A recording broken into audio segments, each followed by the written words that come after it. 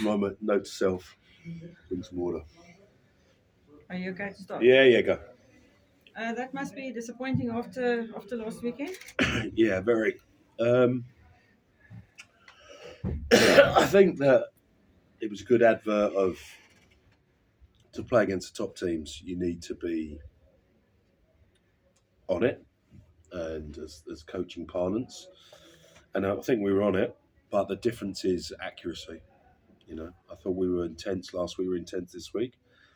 I think there was a lot of motivation for us. The boys prepared really well. The warm up was. They were in the hotel. And there were no signs of anything but being really ready for the task. And as a coach, that's the first thing that you obviously look at. And then obviously you look at what happens in front of you. And the difference this week to last week was definitely around their accuracy. And if you're inaccurate, and that can be kick-off reception, it manifests itself in so many different areas against a team that's got good athletes that can punish you quickly off turnover, and you create turnover for them, you pay a big price. And that's it. I mean, it's not a train smash in relation to, we're going to pull ourselves to pieces over the hot coals about it.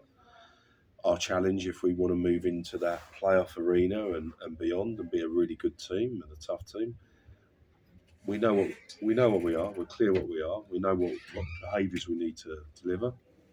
We also need to. We know what we are from an effort point of view. You saw that how we chased the fourth try today. You saw that in the performance last week. You've seen that across the season if you've been watching us, wherever we've been, Lions away, for example.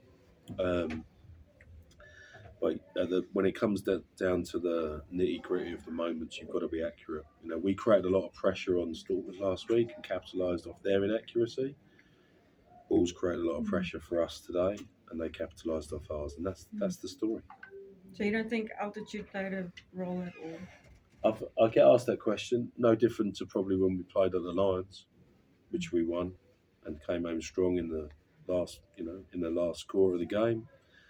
And so I'm reliably told it's 300 metres lower here than there. So we won't use that as an excuse. But what we can't deny is, we have plans for that. We have plans about your travel. You have plans around when you're going to use your bench and who and what and GPS and science and all that sort of stuff. But go back to those two things are linked. If you're inaccurate and you have to go long distances repeatedly under panic and duress, the energy bank comes down quite quickly. So I think it's more around if you're clean, clear, execute really well, like we did, for example, in our first try. That doesn't take the energy out of you. That doesn't affect you. But what it does is, every time you don't, it keeps tapping you on the shoulder and saying, just in case you don't realise, I'm still here. And that's the challenge of altitude. Toby, you've guys been one of the more successful teams travelling to South Africa. Do you like that stat? Yeah, that's true. Yeah. Well, against South African teams, really. But are teams from the north starting to work it out more? Or do you think? What are the challenges that you find still tough for you guys? I think both ways, really.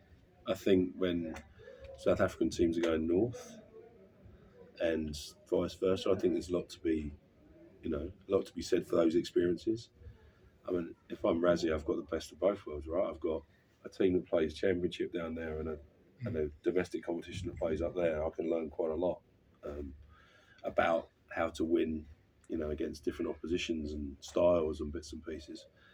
And also, the longer you're in it, your players are more aware, so they can adapt and shift. I think it's making better rugby players, that's for sure, more rounded rugby players that have to understand what's happening around them and how they can have to switch. And the beauty of this competition is that you have to switch very, very quickly.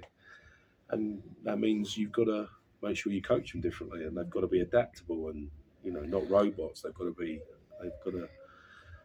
make sure that they understand what they are, but what little nuances make a big difference. So I think there's probably some truth in what you say. I think that people Oh, depends on what side you bring as well. We've always going to bring our strongest side in it because we want to test ourselves against the best.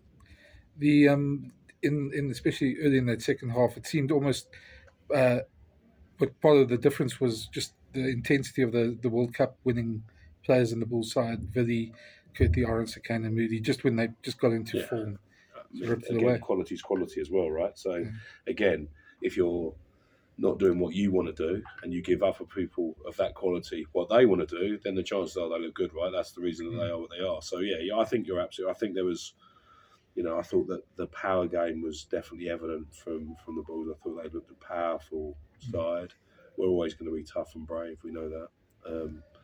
And we have to work extremely hard for the moments that we created, and then you get intercepted twice when you think, okay, we could get something out of this, and the score blows out. But I said to the team, don't worry about the score. We're chasing 4 tries here, whatever happens, and that's what we do at the Ospreys, And the game had gone for us, but as you saw, even with the last bit, we gave it a great game. In accuracy, we don't give ourselves the final shot, so it almost encapsulates itself in that play. Where does this leave you for your playoff hopes? Well, we just talked about it. We go. It's not going to get any easier if you think about our last 5 or the last 5 games of our season. Go Stormers away, Bulls away, Leinster away. So I don't think anyone in the world's going to, prescribe that as the easiest. And then obviously we have 2 Welsh derbies, which are very emotive. But we know we've got an idea in mind about, if you look historically at the table, about what you need to be into that top 8, and that would be progress. And then you see where it takes us, like we did in Europe. We won a knockout game first time ever. So I think there's an expectation or a realism about where we are and what we're doing. I'm delighted. I'm never going to sit here and criticise the effort of our group. I think they're great. I love this group. I really do. And they're an unbelievably tight group. But we've got to learn to be accurate and have the qualities when it matters, and that's part of the learning curve. Coach, I mean, it was obviously a tough and a huge effort to win in Cape Town last week against the Stormers. With that result in mind and everything that it took out of this team, was it always going to be a tough task to expect a similar performance and to try and get over the line up north in the country as well against another team in the Bulls who just came from a loss and they would have wanted to rectify their mistakes as well? 2 losses. So yeah, we knew that the bear had been poked for sure, or sorry, the bull had been poked, I should say. So isn't it your squad depth definitely gets challenged? We freshened up some of what we did because of the physical cost of what the Stormers game took out of us, and there's probably an argument around squad depth, that can be put here. But we'd rather see what those youngsters can do. Morgan Morse, a young man of, very junior years at 18 is going to find out a lot about that performance, because that's where he wants to be against that, playing full international rugby at some day. So I think it's all relative. Was it a game too far? I don't know, but we came here very confident in our own ability, and we're disappointed with some of the levels of accuracy, which effectively gives raps opportunity for the opposition team. And I'm sitting there and go, "Man, the Bulls were class." Sometimes you just go, "No, they were class." And there's some stuff around where we could have been better, but there was also stuff that they did was very, very good. Coach, is there a simple answer? You had a few explanations now explaining you were brilliant last week, not so good this week. The Lions were, after Bulls were hopeless last week and brilliant this week. Is there a simple explanation, or is it more?